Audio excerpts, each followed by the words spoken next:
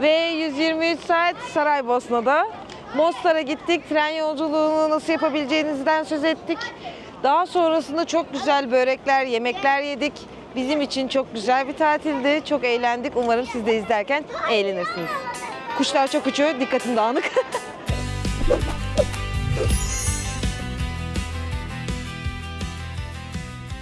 Evet, her tatilimizde olduğu gibi bu tatilimizde de şafak operasyonu gibi kalkıp farklı bir nokta daha görmeye gidiyoruz. Mostar'a gidiyoruz. Bizim otelimiz tren istasyonuna çok yakındı. Bir tramvayla direkt geldik.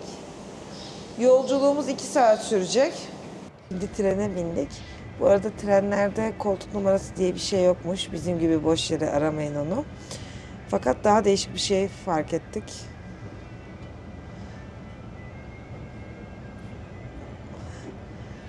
Bunlar bu kadar uzun mu ya? Şimdi bizim Mostar seyahatimiz başlıyor. Heyecanlı mısınız Kemal Bey? Evet, ben seviyorum orayı. Bu 3. gidişim olacak. Saraybosna'ya daha önce bir kere gelmiştim ama Mostar'a daha önce 2 kere gittim. Yani 3.'de de keyif alacağıma eminim. Küçücük bir yer. Gerçekten hani gezilecek, görülecek yerleri çok sınırlı bir yer. Aslında yarım günlük bir yer. Ama biz bir gün kalacağız. Çünkü ben. Çünkü Kemal. Yani Mostar'a Kemal'le gelmeyin. Neyse, o işin şakası, ben de akşamını görmek isterdim. Kaç kere Mostar için yol yapacağız zaten. Evet, yani gerçekten de orada büyülü olan şey köprü. Köprünün, merhaba, çok sayıda turist olduğunu söylemiştik. Mostar'a giden de çok sayıda var. Şimdi biz gittiğimizde sabah daha 9 olacak. Hava da akşam 9'da kararıyor. Trense 5'te, yani aynı gün dönmek isterseniz Mostar'ın karanlıkta ışıklandırılmış halini göremiyorsunuz. Ve ben hakikaten seviyorum o köprüyü. Sabah 10 Mostar'a geldik. Şimdi tarihi köprünün olduğu yöne doğru yürüyoruz. Burası Mostar'ın trafiğe kapalı caddesi. Ben daha önceden gelmiştim dediğim gibi. Mağazalar, kafeler, müze, hepsi bu paralel üzerinde yer alıyor. Thank you. Kahve var. Ben seni bir yere götüreceğim. Zaten geldik. Bak, buradan geçiş var. Şimdi burada daha küçük bir köprü var. Altından da daha küçük bir dere akıyor. Tarihi Mostar Köprüsü'nün hemen arka paralelinde yer alan ve yine onun gibi tek kemerli bu tarihi köprü 16. yüzyılın sonlarına tarihlenmiş. Bu köprü de ne yazık ki zarar görüyor savaş sırasında. 1992-95 yıllarında yıkılan bu köprü yeniden 3 yıl süren bir restorasyonla ayağa kaldırılıyor. Tıpkı Mostar gibi. Şadırvan diye bir yere geldik. Cevapi söyledik. Onların sucuklarından söyledik. Bir de böyle yerel biralarından söyledik. Bira çok güzel. Tabaklar daha yeni geldi. O yüzden tadlarına bakamadık. Bakalım hemen. Sucuk çok güzelmiş bu arada. Evet, sucukları aslında bir nevi, zaten İngilizce sosis yazıyorlar. Kendi dillerinde sucuki gibi bir şey diyorlar. İkisinin arasında bir şey. Bu arada köfte de çok iyi. Hatta dün Bosna'da yediğimizden daha iyi. Şimdi üzerinden geçtiğimiz tarihi Mostar Köprüsü 1566 yılında inşa ediliyor. Mimar Sinan'ın öğrencilerinden gösterilen, kabul edilen Mimar Hayrettin imzasını taşıyor bu köprü. Ve Bosna Savaşı sırasında 9 Kasım 1993'te yıkılana kadar da yaklaşık 470 yıl ayakta kalmayı başarıyor. Burayı yıkan savaş sırasında Hırvat topçusunun atışları oluyor. Türkiye'de Bosna Savaşı genelde Sırplar ve Boşnaklar arasında geçti olarak bilinir. Ancak bu topraklarda eski Yugoslavya'da yaşayan Hırvatlar da savaşın bir tarafı. Özellikle Mostar'ın nüfusunun önemli bir bölümü de Hırvatlardan oluşuyor. Haliyle Mostar'ı almak için Boşnaklar ve Hırvatlar savaşıyor. İşte o savaş sırasında ne yazık ki Hırvat topçusu bu dünya mirasını hedef alıyor ve yıkılmasına neden oluyor. Ardından uluslararası toplum devreye giriyor savaşın ardından. 2000'lerin başında başlatılan bir renovasyon projesiyle ve bir Türk firmasının üstlendiği o projeyle burası yaklaşık 3-4 sene süren bir yenileme çalışmasıyla ayağa kaldırılıyor. Ki bu köprünün restorasyonu örnek bir restorasyon olarak gösterilir. Çünkü bu köprü vurulduktan sonra taşlar akarsuya düşüyor ve öncelikli olarak o akarsuda sağlam durumda olan, sadece birbirine ayrılarak düşen taşlar tespit ediliyor. O taşlar yine aynı teknikle yerine konuyor. Parçalanmış, artık bu yapının bir parçası olamayacak taşların yerine yine aynı kayalardan, aynı materyalden taşlar kesiliyor. Ve yine o kilit taşı tekniğiyle, yani taşların birbirini sıkıştırması tekniğiyle bu köprü yeniden ayağa kaldırılıyor. Ters ışıkta olmama rağmen bu videoyu çekiyoruz. Gördüğünüz gibi Mostar Köprüsü şu anda aşırı derecede boş. Yani saat şu anda burada 6 çeyrek civarı. Saat 6'dan 7'ye kadar bu köprüden geçen insanların hayatları boyunca büyük talihsizliklere neden olacağına inanıyorlar. Bu saatlerde boş olmasının sebebi tamamen bu.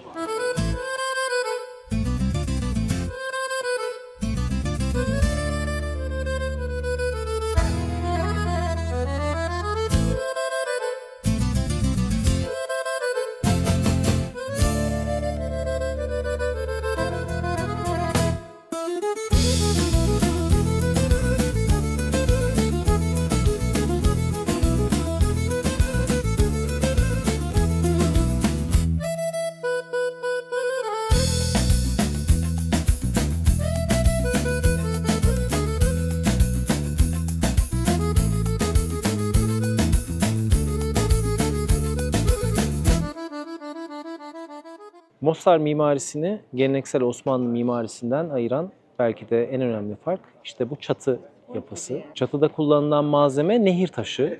Bu taşın kullanılma nedeni Mostar'ın karasal bir iklime sahip olması ve özellikle yaz aylarında gerçekten de sıcaklığın zaman zaman 40 dereceyi bulması. Bu doğal izolasyon malzemesi, o yüzden Mostar'ın geleneksel yapılarında ağırlıklı olarak kullanılmış.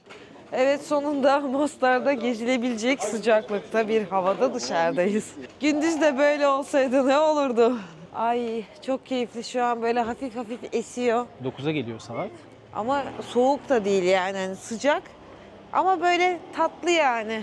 Bu arada şey düşünüyorum sabahtan beri, evet çok farklı kültürler gördük. Japonya'ya gittik, attım kafadan. İşte Amerika'dır, o sudur, bu sudur, Avrupa'dır. Ama yani ben bu tarafları da sevdiğime karar verdim ya. Yani mesela Karadağ da benim için çok güzel bir yer. Mostar'a aşık oldum. Sadece gölgen bu mavi saatte hep buradaydın.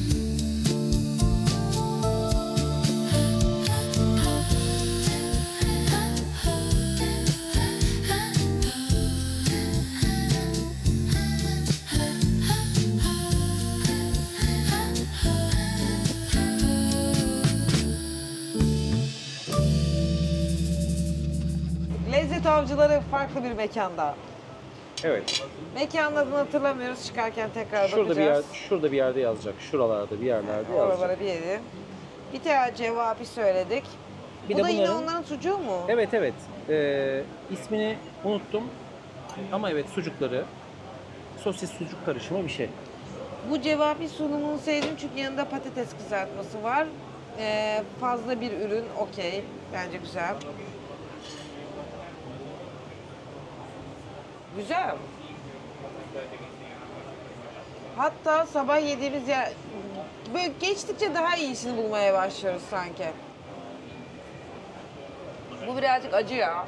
Ama acı olmasının dışında Güzel ama acı. tamam, zaten onu ben O da söylemiştim. bir öncekinde daha güzeldi. Sabah Öyle mi yediğimiz diyorsun? yerdekinde daha güzeldi. Ama bu cevabı şimdiye kadar yediğin en iyi cevabı mı, Saraybosna'daki mi daha iyiydi? Saraybosna'dakini bir tık daha öne koyarım. Evet, şimdi Zeljo 3'e geldik. Zeljo diye yazıldığı için öyle okuyorum. Burada fiyatlar gayet uygun. Örnek veriyorum, 5 adet köftenin bulunduğu cevabi 7 km. 7 km kaç TL? 159 liraya 5 tane köfte, bence gayet iyi. Hayatımda yediğim en iyi köfte diyemem ama güzel bence. Burada kredi kartı geçiyor arkadaşlar. Bu muhteşem bir bilgi. Bu lazım olur. Evet, fiyat burada aynı. Şöyle 10 tanesi 15. Burada 5 tanesi 10. O avantajlı değildi. Çok aç olmadığımız halde yenir ya dedik, aldık. Bu arada bir bilgi daha vereceğim. Patates kızartmasını kabuklarıyla birlikte kızartırsanız eğer daha lezzetli oluyor. Bunlar da mı öyle yapmış? Hayır. Sadece aklıma geldi. Keşke kabuklarıyla kızartsalardı. Dayanamadık ve dondurma aldık. Şimdi tam köprünün yanında bir topu 1,5 euroya kadar çıkıyor. Kötü mü değil. Ama çok da güzel değil yani. Yani geldiğinizde deneyin diyeceğimizde bir şey değil. Deneyin tabii yani. Biz denedik diye siz denemeyecek değilsiniz. Öyle bir Yani görevimiz tabii veya da damak yetkimiz tadı yok da da. diye bir şey yok. Evet. Ay bir şey yok ya. Hayır arkadaşım, damak tadı diye bir şey. Herkes bizim Yok yorumumuza göre hareket edecek. Yok dedik tamam ya. Daha ne yani? Denedik diyorum arkadaşım ya. Denedik diyorum, daha niye deniyorsun inatla? Bana galiba güneş geçti. Bana yalnız. Benim kafama galiba güneş geçti. Henüz yediklerimin arasında Tanrım aklımı kaçırıyorum. Bu ne kadar lezzetli bir şey dediğim bir şey çıkmadı. Umarım Saraybosna'da bunu Olur. değiştiririz.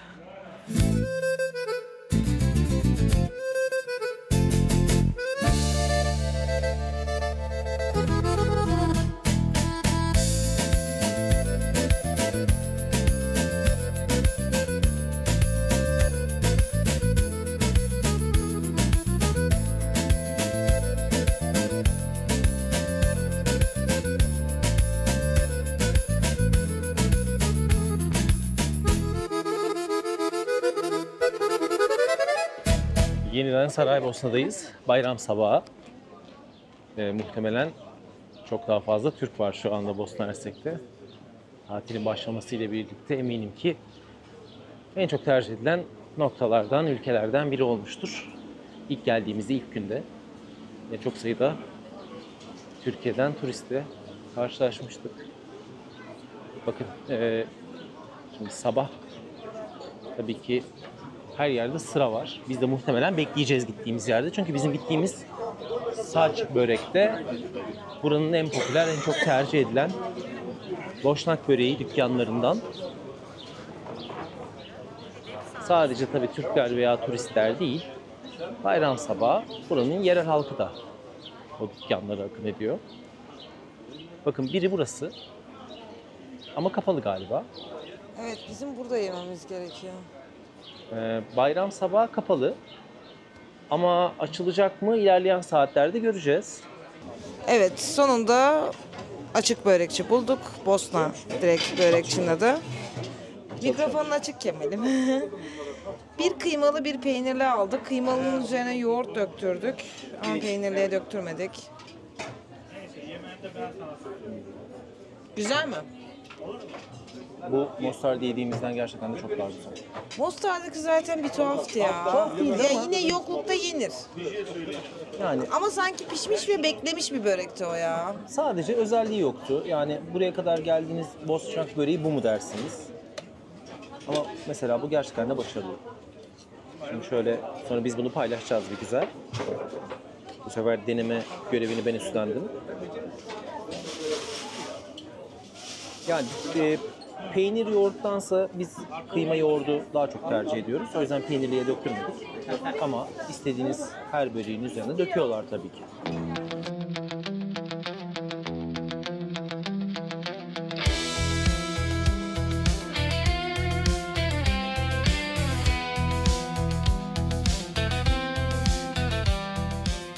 Saraybosna'da Papagaşka binasındayız. Papagaşka, papağan demek. Gayri resmi adı bu binanın. Zira bu renkli duvarları yapıldığı zaman da aynı şekilde rengarenkmiş. 1982 bu binanın yapım yılı. Dağılan Yugoslavya'nın son döneminde yapılmış bir bina. Burası farklı amaçlara hizmet ediyor. Daireler var, dükkanlar var. Bugün artık sosyal medyada viral olmuş yapı özelliğinde. Ben burayı çok sevdim ya. Saraybosna'da yaşıyor olsam kesinlikle burada yaşamak isterdim. Evet, yani hatta şöyle söyleyeyim. Muhtemelen bu apartmanda Airbnb, Booking gibi uygulamalardan dönemsel kiraya verilen ya da günlük kiraya verilen daireler vardır. Saraybosna'da baş çarşının hemen yanı başında akarsuyun dibinde kalıyoruz. 2 kişi kalacağız sadece ama bize verilen odada ayrıca böyle bir ranzalı bölüm var. Banyosu var. Aynı zamanda bizim öyle bir vaktimiz ve ihtiyacımız olmayacak ama çamaşır makinesi, saç kurutma makinesi bunların hepsi var. Aynı zamanda da böyle güzel bir açık mutfak var. Bu odayı açıkçası sadece bunun için tutmuştum. Hemen su bendinin orada ve karşıda tarihi belediye binası bugün ulusal kütüphane olarak kullanılan. Başçarşı sokaklarında geziyoruz. Bayramın ilk günü olması nedeniyle gördüğünüz üzere dükkanların büyük bölümü kapalı. Açıkçası biz buraya gelirken bunu çok umursamadık. Üzüldüğümüz tek şey bir iki ziyaret etmek istediğimiz müzedir, handır. Onların da kapalı olması. Öğrendiğimiz kadarıyla birçok yer yine bayramın ikinci günde kapalı oluyor Saraybosna'da. Buraya tatil planlarken bunu da göz önünde bulundurun derim. Şimdi Kardelen'le saat 5'te güzel bir restoranda rezervasyonumuz var. Küçük bir restoran. Stare ve Utku'nun önerisi üzerine geliyoruz. Beklentimiz genel anlamda Bosna Hersek'teki en iyi yeme deneyimimiz olması yönünde. Çeşme'deki olayı size söyleyeyim. Soldan içerseniz eğer bir daha Saraybosna'ya geliyorsunuz. Sağdan içerseniz eğer Bosnalı biriyle evleniyorsunuz. Ben böyle bir yalan görmedim. Ya işte öyle bir inançları var. Tıpkı dün Mostar Köprüsü'nün akşam saatlerinde boş olduğu gibi. Kardelen'den alternatif tarih dersleri. Yok şaka şaka, o Bosna Köprüsü tamamen yalanındı da bu gerçek, böyle bir inançları varmış. Allah Allah, sen nerede öğrendin? Ben öğrenirim. Evet, şimdi bakın burası Başçarşı meydanı diyebileceğimiz işte o çeşmenin olduğu yerin hemen arka paralelinde. Biraz arada kalıyor. Yani cephesi yok gibi. Adı Dveri ama güzel bir yer. Şimdi gittiğimizde anlayacaksınız. Evet, hala tabağımda pişmeye devam eden tabağım geldi. Eti çok az pişmiş seviyorum aslında. Ama müthiş bir et. Gerçekten müthiş bir et. Kabak var. Bu ne? Biber var. Ay bu biber. Evet, bu kırmızı biber. Bu da patates ve mantar ve domates. Garnitürleri de oldukça güzel. Bu adam hep en güzel şeyi kendisine söylüyor. Yok, aslında seninki daha böyle bir et. Evet, şimdi kalktık Divri'den. Şansımıza yer bulmuşuz. Zaten bir saatliğine yer bulabildik. 5 ile 6 arasında bir tek boş 2 kişilik masam var demişlerdi. Normalde 3 gün önceden rezervasyon yaptırmak gerekiyormuş. Yani gerçekten yediğim en iyi etlerden biriydi. Hatta anlatmadık ama ev yapımı ekmekleri ve kendi house wine'ları vardı. Yani markasız şarap diyebiliriz aslında. Yine markaları vardır da bunların görece daha ucuz olan şarabı. Ama Şarap da çok güzeldi, ekmek de çok efsaneydi. güzeldi. Şarabı bırak, şarabı öyle bir şarabı her yerde içersin de ekmek öf. Oldukça rahat bir tatil geçiriyorduk. Sonra Kemal tepelere tırmanma isteğiyle yanıp tutuştu. Şu yukarıda kale var. Kaleye tırmanıyoruz. Saraybosna'nın her bir noktasında bu kabristanları, aslında birçoğu için şehitlik diyebileceğimiz mezarlıkları görebilirsiniz. Mezar taşlarına baktığınız zaman ağırlıklı olarak Bosna Savaşı'nda hayatını kaybedenlerin burada yattığını anlıyoruz.